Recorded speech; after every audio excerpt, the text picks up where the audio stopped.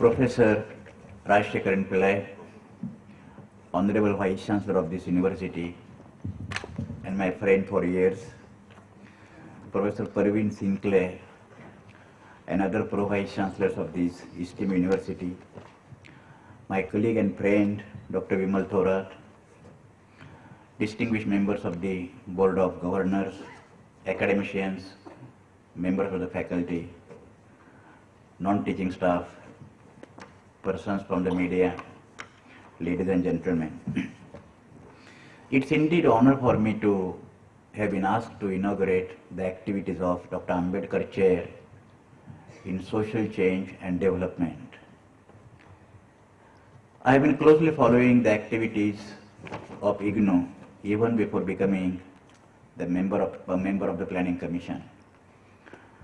And during my tenure as Vice Chancellor of University of Mumbai, when I had opportunity to go and visit some of the universities in European countries particularly, I found the importance that they give to distance education, distance learning. Distance learning in the course of time in the international education discourse is no more untouchable. That is stepmotherly discipline, totally separated and dealing from the mainstream. It is accepted universally that distance education learning is very, very potent and important, reliable, significant mechanism to give opportunity to otherwise deprived sections of the society. Deprived doesn't mean everywhere in the world untouchable, because fortunately for them there is no untouchability. Whoever is not finding possible to join the mainstream education in the formal university setup, for them distance education is the greatest recourse. And from that point of view, I joined Reserve Bank as a clerk in 1965, immediately after passing SSC examination. And that's why my involvement is somewhat more in the distance education, because earning and learning in the early 60s also amounted to distance education, because I don't remember to have attended more than 25% lecture throughout the day. First lecture was 6:45 a.m. That's why distance education is doing historical contribution to expanding the base of education. And Professor Pillai was absolutely right in saying that out of the 11% gross enrollment ratio in India, exactly 50% of China now. China 2 years ago it was 22%. Now definitely it must have reached to 26%.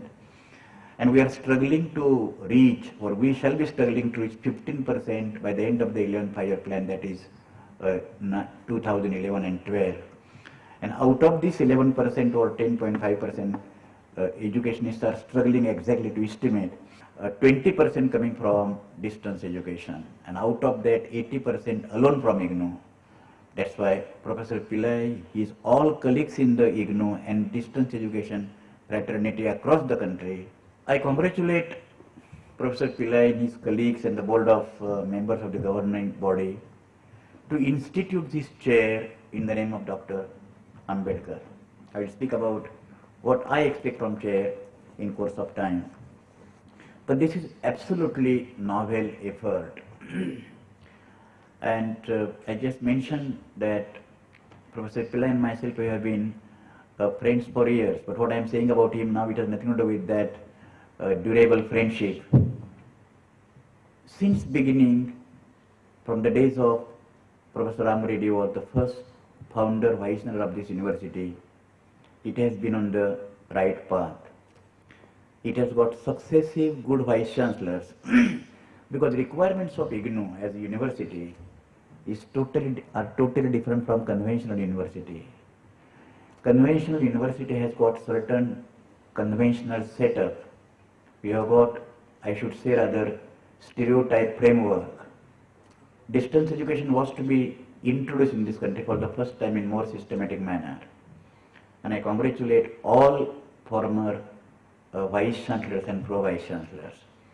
But I must publicly mention, during last 3 years or so, after Professor Pillai has taken the reins of the university, it is changing its structure, its scope, its manifestations, its activities, its vision, and continuously upgrading several academic activities which are existing before, along with the expansion of the activities, and this being one. Ambedkar is the most controversial personality in modern history of India. No other personality was as controversial as Ambedkar was. Who creates controversy? No, controversies are not about the person. Controversy is about the values for which a person is struggling. Now, in the modern history of India, Ambedkar, because of most controversial, also Ambedkar is most misunderstood.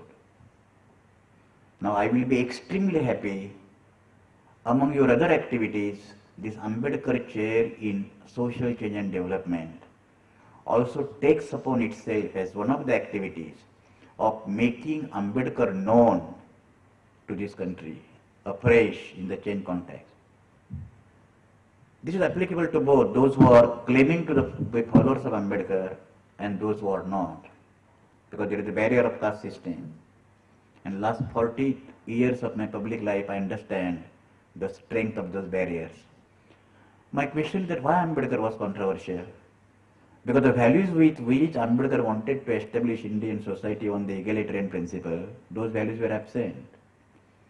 And to establish Indian society on the foundation of those values, we have to create controversy. And I firmly believe, let's take Mahatma Phule, let us take his wife Savitribai Phule, the first woman teacher. Now, biologically, women in this country during last 100 years or 150 years may be having their different mothers. But philosophically speaking, ethically speaking, temperamentally speaking, conceptually, women in this country are most indebted to Savitribai Phule than even to their own biological mothers. Because had she not been beaten by the orthodox people in Pune when she was going to evening class, which was started by her illustrious husband Jyotirao Phule, where were women in 1951? They were just invisible. Where women are today, there is not a single sphere of social, political, cultural, educational, scientific life of the country where women have not made their impact, and perhaps more profound impact than men what they have made. It was only fact that women were not given freedom by men because men did not want to surrender to some extent, partially at least, their sovereignty. Now this is how people are recorded, only those in the history, those who create controversies. In fact, history is nothing but at the aggregate level biography of the people, those who try to make the controversies and create the history themselves. You take any area, politics, just as a scholar, most of the people in this country, let me tell you very frankly, without being apologetic, but in my public life, when there is no occasion for me to be apologetic, I refuse to be apologetic. And this is one occasion.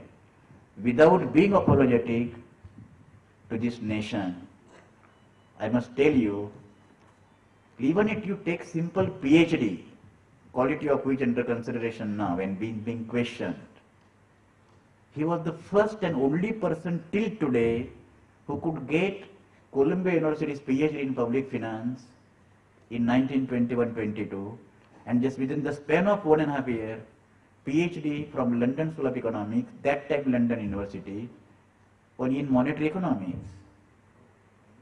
After studying economics for nearly 40 years, even now I have to take dictionary beside me to understand the meaning of the sentences which is written in the problem of rupee. Now, even academics in the country, for various reasons, maybe for exogenous reasons or endogenous reasons in terms of econometrics, even this bare fact is not known. Philosophy, he wrote magnum opus, Buddha and his Dhamma. That is his total interpretation. If you see Indian Constitution on one hand and Buddha and his Dhamma on the other, people know that Ambedkar was architect of the Indian Constitution. but Indian constitution was to be given certain philosophical and moral base.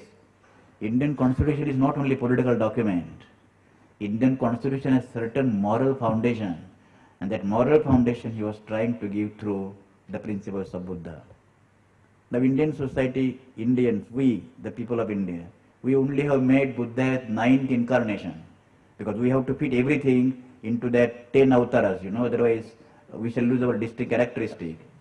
But then again, treating Buddha just was, particularly after 1956 and Ambedkar conversion to Buddhism, people consider that Buddhism is the religion of the ex-untouchables. It is nothing, there is nothing other more ignorant than this. Economic philosophy.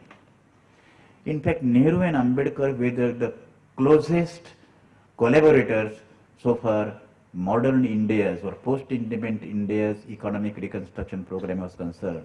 Ambedkar criticized heavily Nehru's objective resolution when Constituent Assembly debates were going on. Political science. Let us take the case of partition. At least the political scientists among you must have read partition.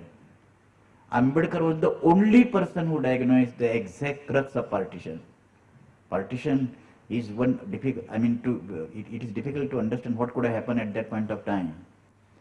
In that context, I consider Ambedkar on par with M.N. Roy, a cold-blooded surgeon. Economists, political scientists, philosophers, poets, artists, painters, our job is wait and watch. Surgeon, when patient comes, there is no time because he has to decide or she has to decide, operated to be now, within fraction of second. Ambedkar reacted to each and every aspect and problem of the Indian society. Now Ambedkar's greatness was not only he tried to approach the problem, he has prescribed the solution.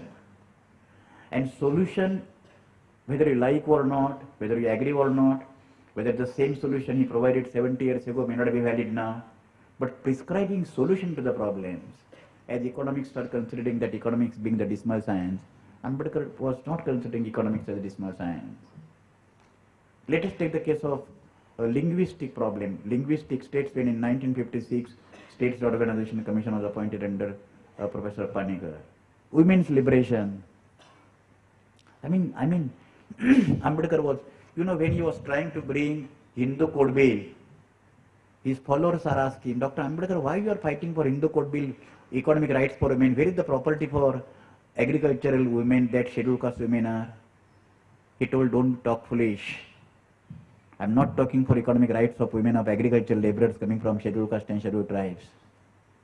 It is value system for me. And you know what is happening so far the economic rights are concerned for women in Punjab and Haryana. The lowest sex ratio in these two states known for agri and revolution. National ratio is 931 according to 2001 census. It was 927 in 1991. It was 971 in 1951. The people in this country and demographers are taking pride that we increased the ratio from 927 to 931. Forgetting the fact that during 60 years we declined from 19, taking pride that we increased the ratio from 927 to 931. Forgetting the fact that during 60 years we declined from 971 to 931. Women are not allowed to be born. What kind of democracy? What kind of integration? What kind of inclusive society? What kind of equal right? What kind of women empowerment?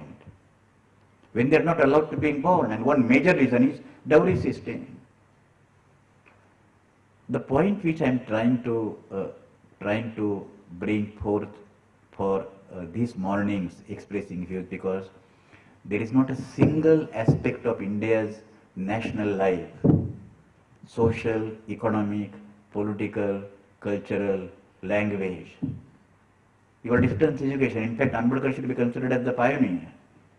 In 1945, he started People's Education Society, and purchased land and buildings in Fort area, where earlier offices were British East India Company offices were established in Fort area of Mumbai, because people should be able to find their jobs immediately after lecture hours were over. 1945, the first morning college in India, which is equivalent to your distance education now, that was Ambedkar's vision. My question is, let us take the case of education, let us take the case of quality of education, let us take the case of primary teachers and secondary teachers overburdened with work other than teaching. 30% of the jobs of the teachers today in the country, work is given non-teaching, and we are considering that our results should be 100%, 95%. When teachers are compelled not to teach at least 30% of their teaching time. These are the distortions in the system. Ambedkar wanted to remove all these distortions. That's why I shall be extremely happy to be associated with any kind of activity. See, Ambedkar, when I was imprisoned in 1979, when renaming of Marathwada University after Ambedkar was going on, and 14 days I was in jail. Now this is included in my curriculum vitae. That's why there is nothing like private or secret. So there is no disqualification for me. I was the political prisoner. People were asking us how Dalits are going to be improved their economic conditions if the name of the university is changed. Now it was travesty of wisdom and any kind of right person's conscience. University was sought to be renamed, and in course of time it became Dr. Babasaheb Ambedkar Marathwada University. Was not to change economic conditions of Dalit or scheduled caste and scheduled tribes. Because Ambedkar, we were arguing, and any rightful person must argue, and for time being I consider myself as a right person, I could take that liberty. Ambedkar was not one individual. Ambedkar is a symbol of a new society, free from exploitation, free from harassment, free from unfreedoms. You know, Amartya Sen is using the word freedoms and unfreedom. Ambedkar was criticized because he did not participate in the freedom movement. Ambedkar was raising the question, freedom for whom? Freedom for what? Where freedom? Freedom for husbands to beat their wives, freedom to industrialists and capitalists to exploit the labor, freedom from superpowers to exploit the developing and underdeveloped countries, freedom from every powerful to defy the weak. It is not the freedom. Freedom means a system should be created in such a way that nobody will be in position to exploit, as a result of which nobody will be exploited. Now, eternal principles are there: liberty, equality, and fraternity. And the debate among them, which will be achievable, at what point, at what cost. This debate is going on right from Socrates, Plato, Aristotle, and so on. And it is not easy to resolve. Equality, for example. Nobody says that Prime Minister of the country and the sweeper in the Indira Gandhi Institute should be given the same treatment. But then your national wage scale, when Honorable Prime Minister raised the question about certain moral standards in deciding the pay structure of the corporate sector vehemently reacted that everybody will be getting its own price. Now everybody will be getting its own price, and corporate sector, and we are giving the advertisement that IIT is getting 1 crore a year. What will happen to 30 crore people or 300 million people, those who are not able to spend 38 rupees per day after 60 years of independence? This was the question Ambedkar was raising 70 years ago. Every question that Ambedkar raised during his lifetime is valid exactly as he was raising in his own times. And I shall be extremely happy that you will be taking under this chair, under your guidance, your mission, and your scope, all these problems. It's not that what Ambedkar thought should be studied. Study should be what Ambedkar thought, and perhaps more on what Ambedkar was wanted to create. All sorts of discrimination, that is the study that Ambedkar was interested in to create that kind of society. But one simple assurance I will give, at least during my tenure in the Planning Commission as the in charge of education, IGNOU will be taken proper care, and then wish this chair grand success any time, irrespective of member of the Planning Commission or otherwise. Whenever university will feel that I am to be asked for some use, I am not saying guidance, I am not saying cooperation, I am not saying assistance, in any capacity in economics, I am useful, I shall be at your service. Thank you very much. मैं सभी का धन्यवाद करती हूँ, और खास करके हमारे मुख्य अतिथि प्रोफेसर भालचंद्र मुंगेकर का धन्यवाद करती हूँ. धन्यवाद.